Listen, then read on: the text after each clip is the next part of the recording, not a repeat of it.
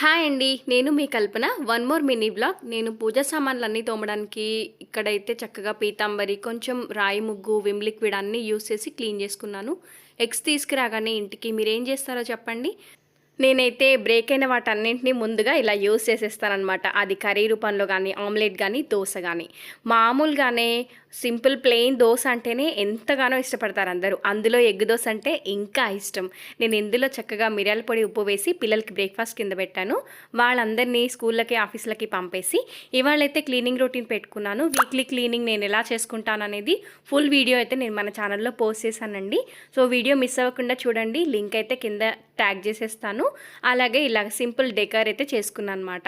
ఎప్పుడైనా మనం weekly once ఇల్లు అనేది పైపైన అలా క్లీన్ చేసుకొని ఇలా చక్కగా డెకర్ చేసుకుంటే చూడడానికి ఎంతో అందంగా ఉంటుంది. ఇదండి మినీ వ్లాగ్. ఎలా అనిపించింది? నచ్చితే ఒక లైక్ చేసి కామెంట్ చేయండి.